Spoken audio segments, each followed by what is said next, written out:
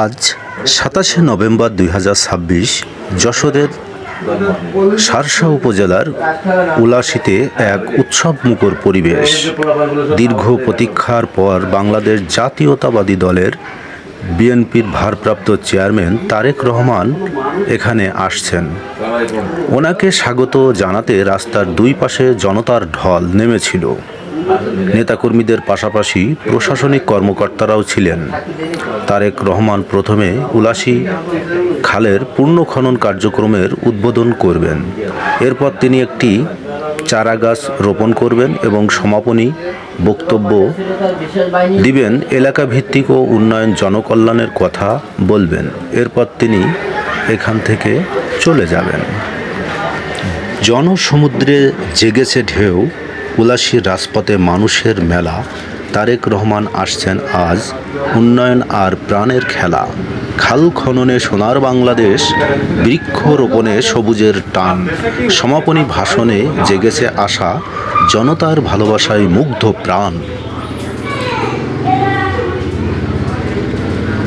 প্রধানমন্ত্রী তারেক রহমানের আশাকে কেন্দ্র করে জনতার যে ঢল নেমেছে রাস্তার দুই পাশে, আমরা যেটা দেখতে পাচ্ছি, শুধু রাস্তার দুই পাশেই না, জনতা ঢল নেমেছিল বিল্ডিংয়ের ছাদের উপরেও।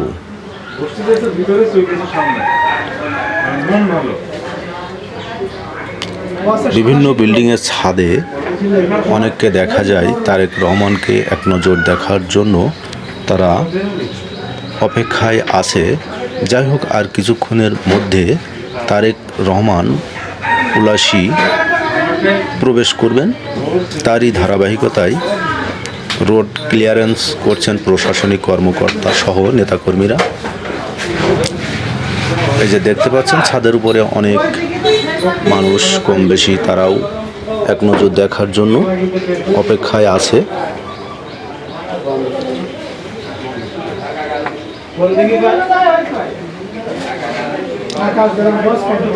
উলাশী জিয়ার মঞ্চে খুশির সাজ, তারেক আসছেন করতে কাজ। পিতার হাতে খননের স্মৃতি, ছেলের মনে নতুন গীতি। যশোরের ওই মরা খাল প্রাণ ফিরে পাবে এইবার। জিয়ার মঞ্চে খুশির সাজ, তারেক আসছেন করতে কাজ। কৃষক হাসবে বাঁচবে দেশ, দুঃখের হবে দশা শেষ। পিতার স্বপ্ন পূরণ হবে, নতুন ধানে গোলা ভরবে। শার্শার বুকে আনন্দ ধারা, উলাশীর খাল জাগবে প্রাণ ভরা। আমি সোহাগ ভাইয়ের একটি কথা, ফলো, কমেন্ট, শেয়ার এবং লাইক করে পাশে থাকা। যাই হোক, ধন্যবাদ। আপনারা দেখতে পাচ্ছেন তারেক রহমান এখনই আমাদের উলাশীতে প্রবেশ করছেন। তিনি এই যে বাসের ভিতরে হাত নেড়ে জনতাকে শুভেচ্ছা জানাচ্ছেন।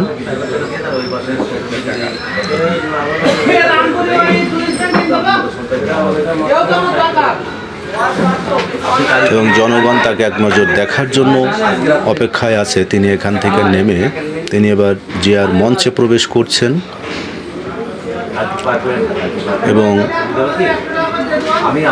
তিনি এখানে খাল খননের উদ্বোধন করবেন এবং তার বাবার যে স্মৃতি বিজড়িত এই জিয়ার মঞ্চটি, সেই মঞ্চে তার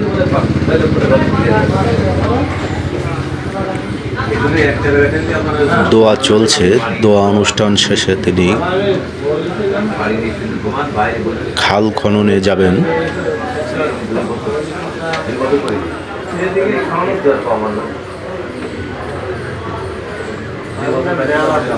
তিনি নিজ হাতে কোদাল দিয়ে মাটি কেটে ঝুড়িতে ভরছেন। কোদাল দিয়ে মাটি কেটে ঝুড়িতে ভরে দিচ্ছেন এবং তিনি মাটি কাটা শেষে তিনি একটি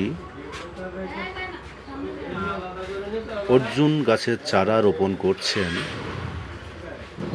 অর্জুন গাছের চারাটি রোপণ করে তিনি এবার জনগণের উদ্দেশ্যে ভাষণ দিবেন। বিসমিল্লাহির রহমানির রহিম। প্রিয় এলাকাবাসী,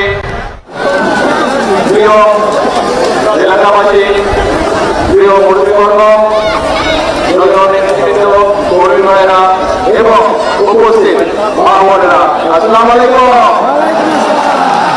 কেমন আছেন আপনারা? এই যে আপনারা যে জায়গাটায় দাঁড়িয়ে আছেন, এটা কি খাল? খাল। কিন্তু এখানে দাঁড়িয়ে আছেন কেমন করে? এখানে তো পানি থাকার কথা, কিন্তু পানি নাই। কেন পানি নাই? পানি নেই কারণ এই খালগুলো আজকে বন্ধ হয়ে গেছে, ভরাট হয়ে গিয়েছে। এই যে খাল ভরাট হয়ে গিয়েছে, খাল বন্ধ হয়ে গিয়েছে, খাল দখল হয়ে গিয়েছে, তাতে কি সাধারণ মানুষ বা কৃষকদের কোনো উপকার হয়েছে? কোনো উপকার হয়নি। এখন আজকে এই খালটি আবার পুনর্খনন করতে গত প্রায় 50 বছর আগে শহীদ রাষ্ট্রপতি জিয়াউর রহমান খালটিকে খনন করেছিলেন, এবং এই খাল খনন করার ফলে আজকে যদি আমরা ইনশাল্লাহ আবার এই 4 কিলোমিটার এই খাল, আমরা এই 4 কিলোমিটার খাল ইনশাল্লাহ পুনর্খনন করব। পুনর্খনন করলে এই খালে এই এলাকার পানি পাবে। পানি পেলে কি হবে? এলাকার মানুষ পানি পাবে। পানি পেলে কি হবে? আমরা দেখেছি প্রায় 20,000-এর মতন কৃষক সরাসরি উপকৃত হবে। প্রায় 1400 টনের মতন বাড়তি খাদ্য শস্য উৎপাদন হবে। প্রায় 72,000-এর মতন মানুষ সরাসরি উপকৃত হবে এই খালের পানি আসলে। এখন প্রিয় ভাই বোনেরা, এই যে 18,000 কৃষকের কথা বললাম, এই যে 1400 টন প্রায় বাড়তি খাবার যে উৎপন্ন হবে এই খালের পানি আসলে, প্রায় 72,000 মানুষ সরাসরি উপকৃত হবে। এই মানুষগুলা কি অন্য এলাকা নাকি এই এলাকা? এই এলাকা। তাহলে এই খালের পানি থাকলে উপকারটা কাদের হবে ভাই? এই এলাকার মানুষের হবে। প্রিয় ভাই বোনেরা, শুধু তাই নয়, ইনশাআল্লাহ এই খাল খনন যখন পুনর্খনন যখন শেষ হয়ে যাবে, আমরা ইনশাআল্লাহ এই খালের দুপাশে প্রায় 3,000 বৃক্ষরোপণ করব। কোন মা মনে আছেন যারা ঘরে হাঁস পালেন বা হাঁস পালতেন আগে, কিন্তু এই খালে পানি না থাকার কারণে অনেকের ঘরে সেটা সম্ভব হয় না, কিন্তু যখন খালে পানি থাকবে তখন মা বোনদের জন্য একটি বাড়তি রোজগারের সুবিধা হবে হাঁস পালনের মধ্যে দিয়ে। সম্ভব এটা?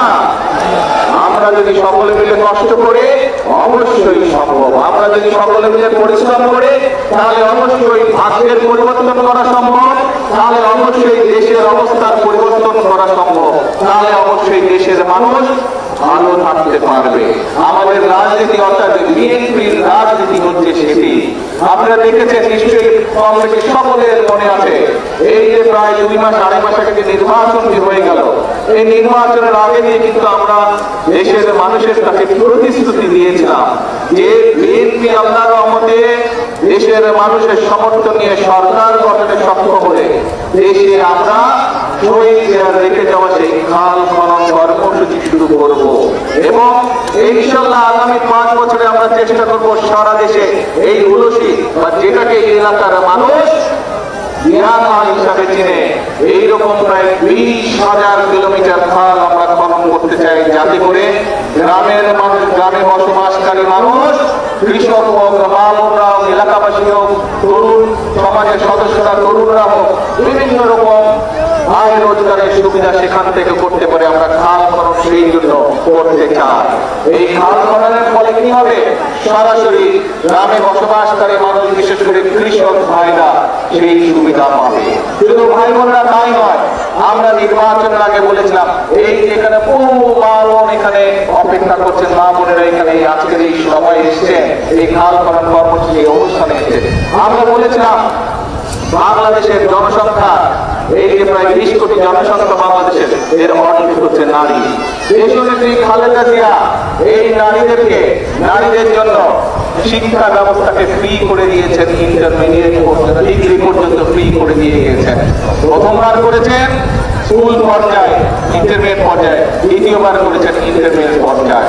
এই খালেদা জিয়ার সেই কর্মসূচির অংশকে আমরা আরো সামনে নিয়ে যেতে চাই।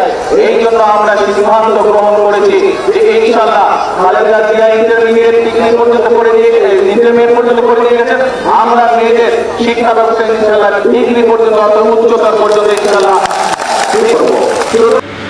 তিনি সমাপনী বক্তব্য শেষে তিনি যশোরের উদ্দেশ্যে রওনা হচ্ছেন।